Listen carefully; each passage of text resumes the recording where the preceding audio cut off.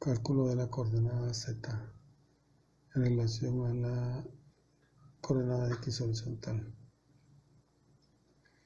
La curva que adopta el cable hemos dicho que es catenaria y se debe a una carga por unidad de longitud Q.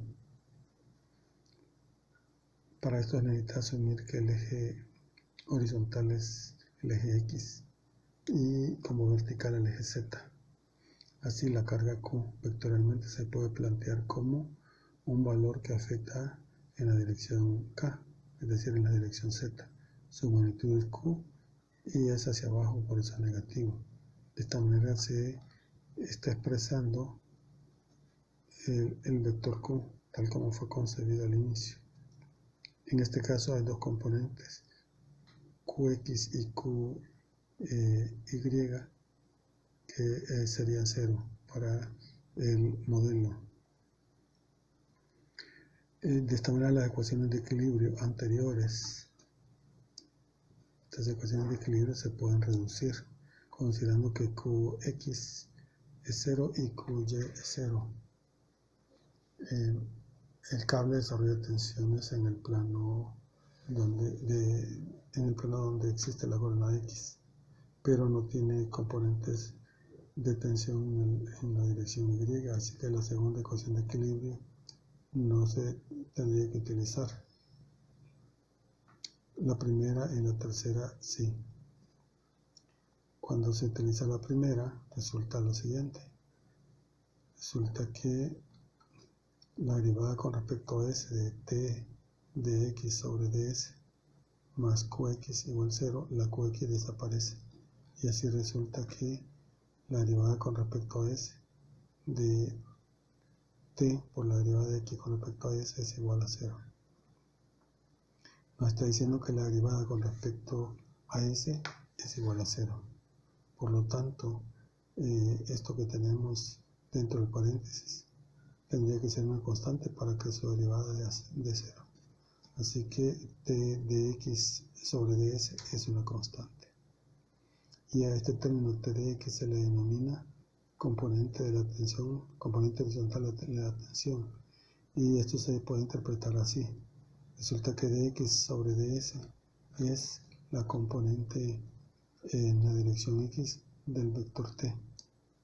Y el vector t es un vector unitario tangencial al cable.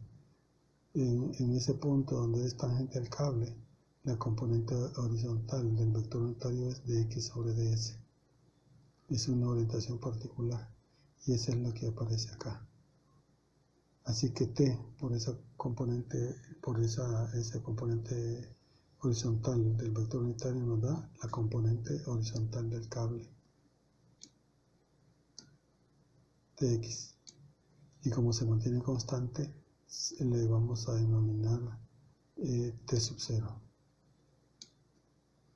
Y se mantiene firme o fijo a lo largo del cable desde el extremo izquierdo hasta llegar al extremo derecho. La segunda ecuación de equilibrio, que aquí se ha citado, derivada de t de z con respecto a s, y luego derivado con respecto a s, menos q sub z igual 0, más q, perdón, sub z igual 0, pero en nuestro caso el q sub z es menos q. Así la ecuación de equilibrio queda de esta manera, y si se aplica en regla de cadena al término interior, se puede, la derivada de z con respecto a s, se puede plantear de esta manera, como un producto de derivadas, tal como se vio en el cálculo. Es la derivada de z con respecto a x por la derivada de x con respecto a s. Eso por t, y eso de nuevo se deriva con respecto a s, menos q igual 0. Esta es la ecuación de equilibrio en la dirección k. Reconociendo que el producto de t por dx entre ds lo conocemos, y este es sub 0, aquí podría haber la derivada de esto, de t sub 0 por dz con respecto a x, y luego con respecto a s menos q igual 0. Se podría plantear de esta manera esa relación. Y si de nuevo se aplica regla de cadena, podría llegar a plantearse de esta forma. Y se despeja. Q pasa a la derecha y luego se divide entre Q y queda un 1 a la derecha. Y queda entre Q y el T sub 0 es constante, sale de la derivada. T sub 0 entre Q, factor D. Y aquí se hace un acomodo. Se deriva con respecto a X. El de Z con respecto a X, y luego, como es necesario derivar con respecto a S, entonces se multiplica por la derivada de X con respecto a S. Es la misma expresión, lo único que se aplicó regla de cadena, igual 1. Con este planteamiento luego se puede considerar lo siguiente. Se puede estudiar esa componente horizontal de X con respecto a S a fin de establecer la relación, la participación que tiene en la componente X. Dx entre ds se puede plantear como dx entre, esta expresión es justamente el ds, porque el ds tiene dos componentes, un de x y un de z. Su hipotenusa es el ds, y aquí se ha calculado la hipotenusa. Si a estos diferenciales si esto se aplica el concepto de z' igual a dz entre dx, se podría llegar a esta expresión. Por ejemplo, si se divide entre dx, numerador y denominador, se llegará a esta expresión.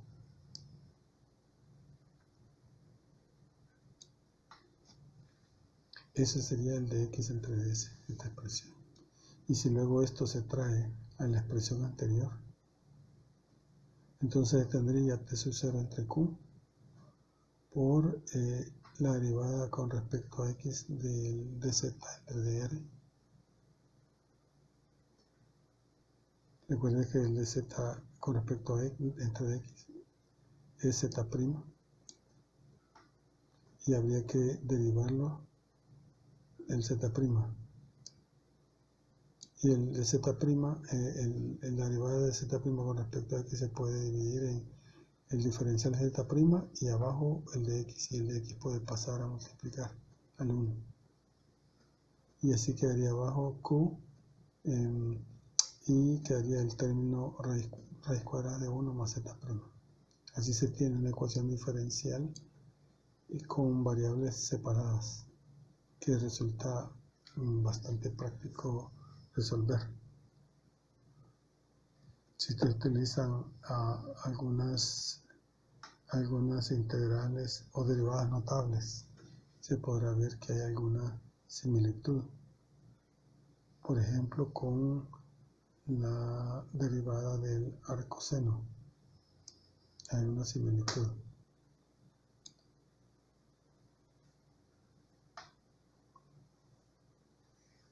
Estas serían las derivadas de funciones hiperbólicas y de hiperbólicas inversas. Si hacemos para comodidad de facilidad de entender a xx igual a z', se podría plantear lo siguiente, que acá el dy entre dxx sería la derivada de y con respecto a x, o sea, y', es igual a 1 más xx al cuadrado. Se podría visualizar de esa manera. Y de aquí se puede entender que y, la solución sería arcoseno de xx más una constante de integración. De acá se puede entender eso yendo en orden inverso. Tenemos esta forma y podemos con esta forma inferir cuál es la función cuya derivada cumple en lo inicial. Entendido esto, se puede entonces plantear lo siguiente.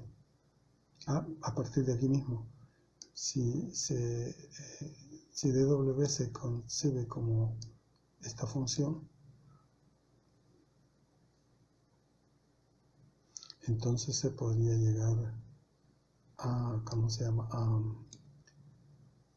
A obtener esta como integral. Es decir, aquí estamos invirtiendo. Aquí, si se quiere despejar, xx sería igual al seno de y, porque y es el argumento. Entonces, si se despeja de acá, la constante se puede pasar a la izquierda y daría y más la constante. Se aplica la función seno hiperbólico de y más la constante igual a xx. Así es como se ha invertido y es posible llevarla a esta forma, pero al llevarla a esa forma resulta que el argumento que se despejaría, que sería xx, es una derivada, y por eso es que la hemos planteado de esta manera, como derivada, donde el db, si está como denominador, sería derivada de w con respecto a x igual al seno hiperbólico de v. Tendría la forma que adquiriría aquí. Recuerden que aquí la expresión quedaría xx igual al seno de, y entre paréntesis, y más la constante. Entonces, si tenemos esta forma, que es a la que llegaría, la forma de seno, la solución para esta ecuación diferencial sería esta. Se estaría utilizando la segunda en la referencia de las derivadas notables de funciones hiperbólicas. Porque conocemos la derivada, entonces obtenemos la función. Conocemos la forma de la derivada, que es un seno hiperbólico, obtenemos la función primitiva. Así, utilizando esto, podemos perfectamente plantear lo anterior. Luego, veamos, integrando para dx, el dx nuestro quedaría expresado como, la integral de dx sería x, para nosotros quedaría expresado como t sub 0 entre q por el de y. Por el de y, ¿cuál es el de y? El de y sería este que tenemos aquí. Y el de x pasaría acá, que tendría esta forma. Y la solución de eso tiene una forma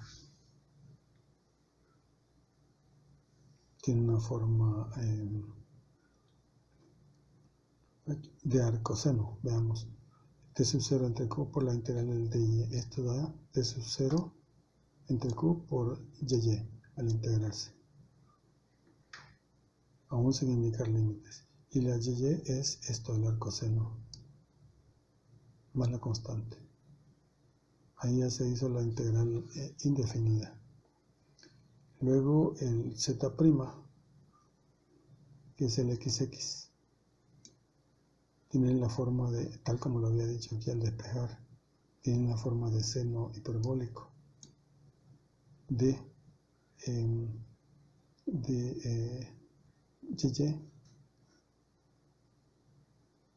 El seno hiperbólico de y más la constante, y esa expresión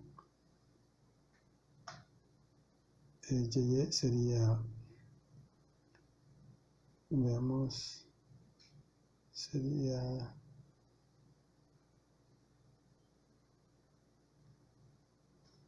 quiero ver,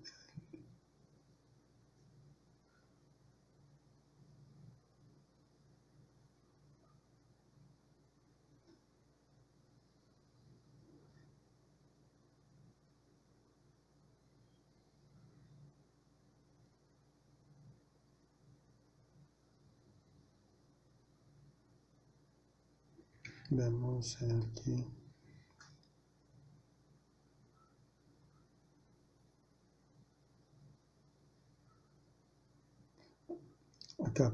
acá se tiene x es igual a esta expresión. De aquí se pasa la constante,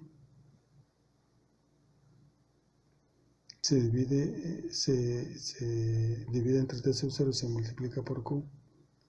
Sería aquí x más la constante, factor de q entre t sub 0. A eso se le aplica la función seno para despejar z'. Así es como se llegó a la expresión que ve aquí.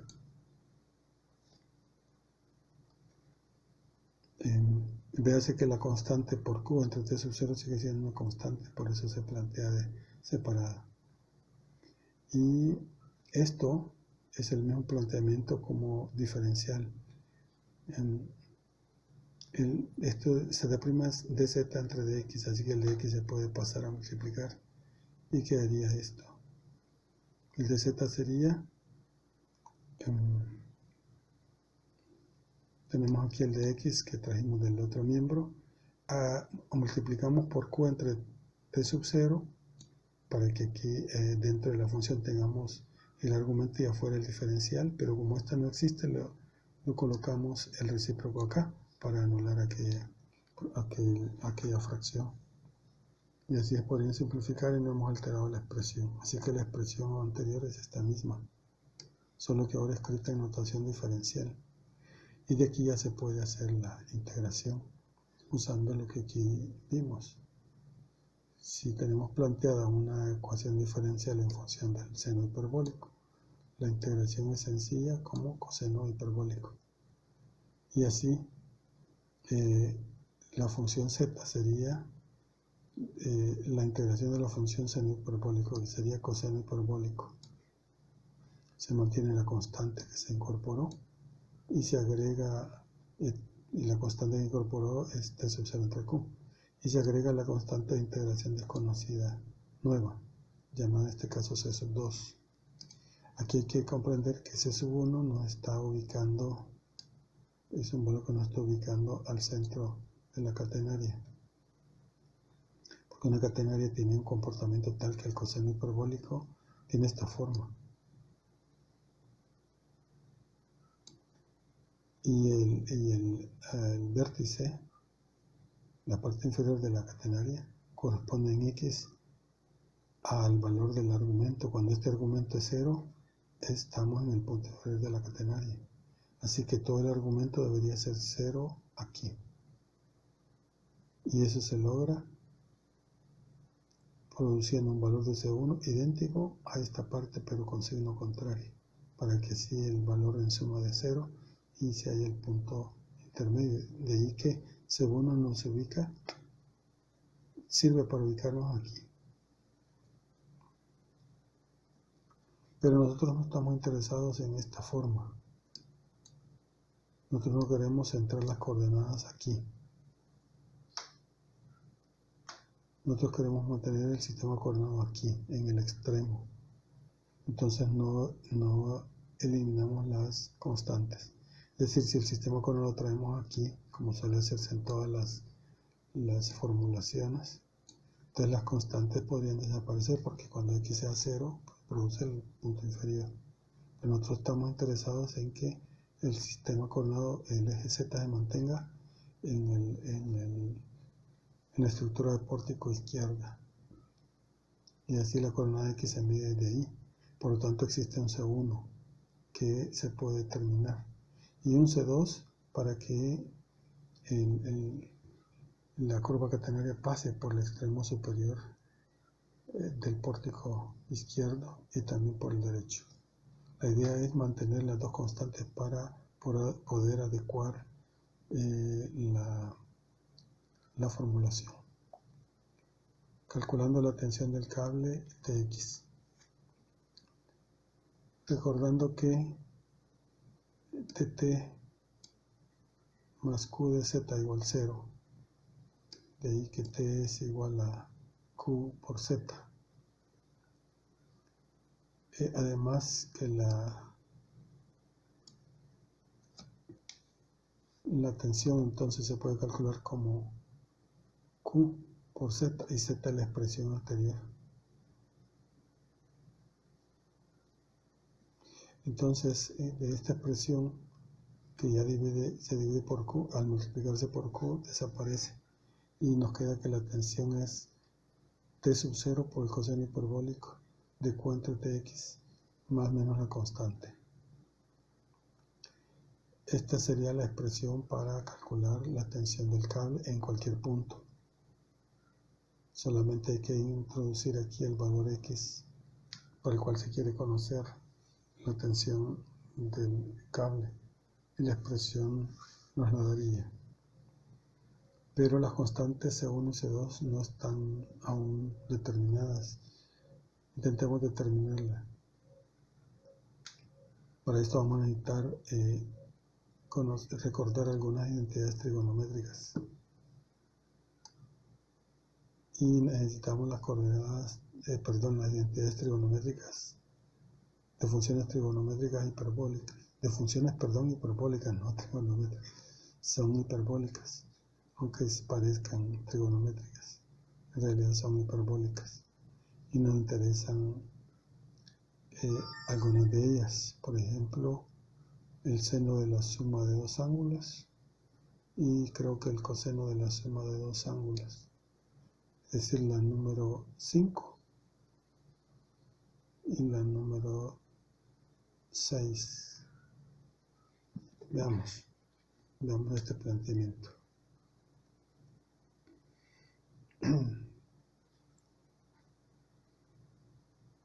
Tenemos de la expresión de z anterior de aquí. Y aquí podemos despejar z y la constante C2 la podemos pasar a la izquierda. Y tendríamos z menos C2. Recuerden que la constante C2 es desconocida y su signo en este caso es irrelevante mantenerlo. Pero para seguir apropiadamente el álgebra, la aplicación del álgebra, lo hacemos de esa manera. Y luego el valor Q pasa a multiplicar y T sub 0 pasa a dividir. Q entre T sub 0 igual. Nos queda a la derecha coseno hiperbólico de Q entre T sub 0 por aquí es más la constante C1. Nos queda así. Pero este coseno hiperbólico se puede plantear utilizando la identidad hiperbólica 6. Viendo que en el argumento hay una suma de dos valores, se puede calcular como el seno por el seno de los dos hiperbólicos, de los dos, más el coseno por el coseno de uno por el coseno del otro, ambos hiperbólicos. Se ha aplicado la identidad 6. Luego, en las condiciones de apoyo, se cumple lo siguiente. Por ejemplo, en x igual 0 se cumple que z es igual a h sub 0, es decir, tiene una altura fija, conocida, en x igual 0. Y además, en x igual l, tiene una altura hl, es decir, h al final del cable. Considerando esto, entonces se podría plantear lo siguiente, que si evaluamos en x igual 0, tendríamos h sub 0 menos c2 por Q entre T sub 0 y por el otro lado tendríamos aquí el coseno hiperbólico de Q entre T sub 0 por 0 más la constante C1 y eso sería igual a esta expresión. Seno de Q entre T sub 0 por 0 más por el seno hiperbólico de C1 más el coseno hiperbólico de 0 por el coseno hiperbólico de C1. Y esto es, considerando que el seno hiperbólico de 0 es 0, desaparece el primer término. Y solo nos quedamos con el segundo. Pero en el segundo el coseno hiperbólico de 0 es 1. Así que lo que nos queda es el coseno hiperbólico de C1. Ahí tenemos una expresión que en forma ya reducida queda así, que nos va a ser útil para poder hallar el valor de C1. Luego, si lo aplicamos en el otro extremo, en x igual a l, donde z es igual a hl, sustituyendo la z por hl, se tendría que, por la expresión derecha, seno hiperbólico de Q entre T sub 0 por X, y la X en este caso es HL, por el seno hiperbólico de C1 más el coseno hiperbólico de Q entre T sub 0 por X por el coseno hiperbólico de C1. Si se hace una resta de ambas expresiones y luego multiplicando por C, se obtendría lo siguiente. Se podría hacer desaparecer la C sub 2, ese es el objetivo, al restar ambas. Y quedaría C, primero si quiere ignore la C, sería Q entre T sub 0 por HL menos H sub 0, igual a, ignore la C de momento, y seno hiperbólico de Q entre T sub 0 por HL por seno hiperbólico de C1, más, ignorando la C, sería, aquí hay un factor común a este otro, sería el coseno hiperbólico de Q entre T sub 0 por HL menos 1, que sería el factor común de la expresión anterior, multiplicado por el coseno hiperbólico de C1. Bien, luego multiplique por C todos los términos y entonces se obtiene la expresión final. La expresión final. De aquí, si concebimos el seno de alfa como C por, es decir, este término que tenemos aquí, el coeficiente de coseno hiperbólico de C1, entonces, y el coseno hiperbólico de alfa como el otro coeficiente, si se plantea de esa manera, entonces estaría visualizando aquí veamos el seno hiperbólico de alfa por el seno hiperbólico de C1 más coseno hiperbólico de alfa. No, lo dije mal, aquí es coseno hiperbólico de alfa por el seno hiperbólico de C1 más el seno hiperbólico de alfa por el coseno hiperbólico de C1. Y eso se asemeja a una de las identidades hiperbólicas, la quinta. Entonces se puede plantear esto en función del seno hiperbólico. Así, lo que tendríamos aquí planteado sería el seno hiperbólico de alfa más C1. Y eso sería igual a CQ entre T sub 0 por HL menos H sub 0. Bien, además alfa se podría despejar de aquí, de estos dos, haciendo el cociente del seno de alfa entre el coseno de alfa y aplicando la función inversa. Alfa sería el arco tangente de el cociente del seno entre el coseno. Y se tendría esta expresión. Y la constante C que se introdujo acá se puede hallar también de una de las dos expresiones. Si se utiliza una, sería el seno de alfa entre esta expresión. Y si se usa la otra, sería eso. Así es como se puede hallar C una vez que se halla alfa. Véase que alfa para alfa se tiene toda la información. Se conoce HL, Q y T sub 0. Se puede calcular alfa. Luego se puede calcular C. Y luego se puede referir a una de las expresiones anteriores, a la expresión última, para poder despejar C sub 1. C sub 1 sería el coseno de esta expresión izquierda y el alfa pasaría a restar y así despejaría C1. Y C2 se puede también calcular en base a la expresión anterior, a esta que tenemos acá, a esta. Se puede calcular C2 porque se conoce C1 y se obtiene de aquí, se obtiene esta expresión. Entonces ya tendríamos toda la información necesaria para calcular la función z y para calcular la tensión. Solo bastaría calcular la longitud del cable. Por la longitud del cable se tiene esta expresión que se puede plantear de esta manera. Trabajándola de la manera que conocemos, podemos llegar a esta expresión. y por lo tanto a esta expresión diferencial que al integrarse toma la forma de un seno hiperbólico, tal como se ve aquí. Con estas expresiones podríamos obtener los datos que necesitamos.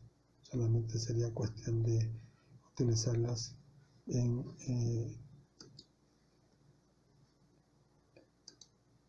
cálculos, y para eso vamos a revisar esto.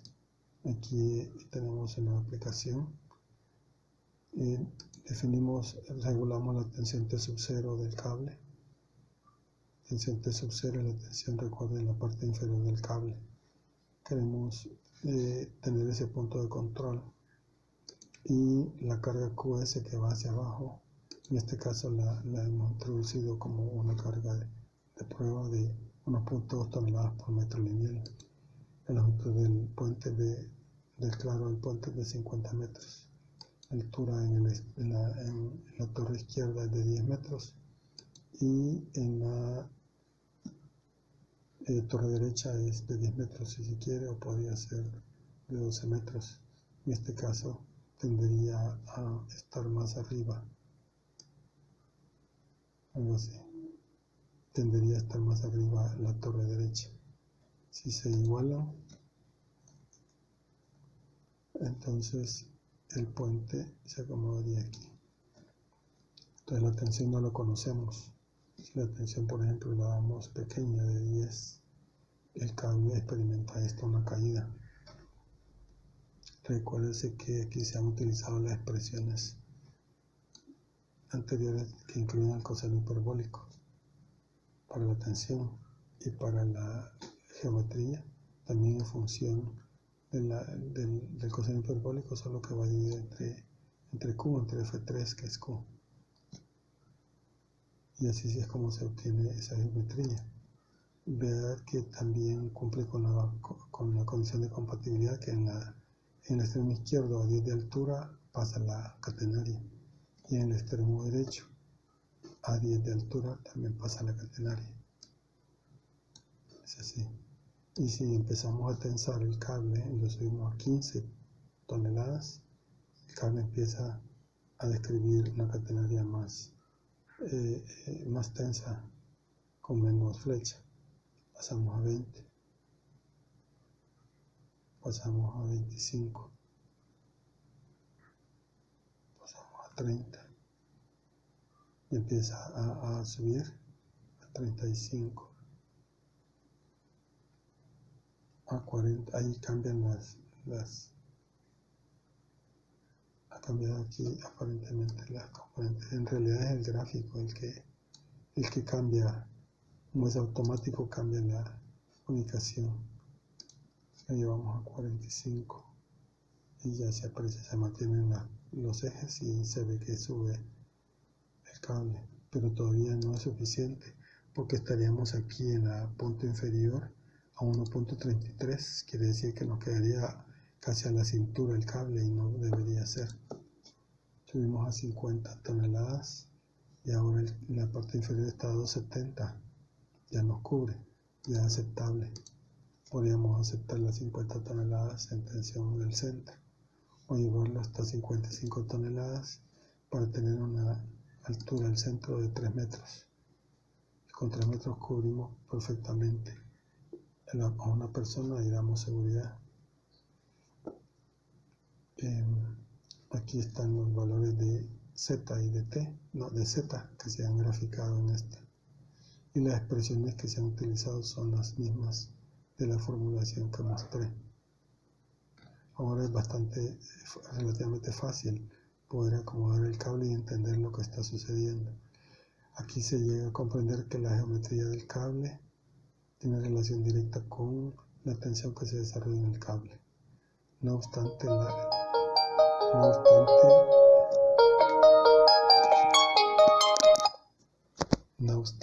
la similitud de las expresiones de Z y T.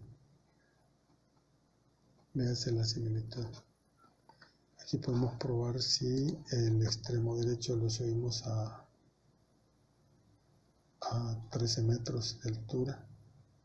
entonces el puente ya en la torre de derecha estaría más alta y el punto inferior de la catenaria ya no estaría centrado en los 25 metros, sino que tendería a estar más hacia la izquierda, en este caso a 22.38 metros.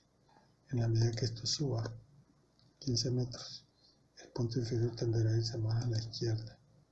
Si se igualan, se va al centro, a los 25. Y si disminuye 8 metros, entonces se va hacia la derecha, 26.74. Así es como se comporta el cable, la catenaria y la tensión que se desarrolla en el cable.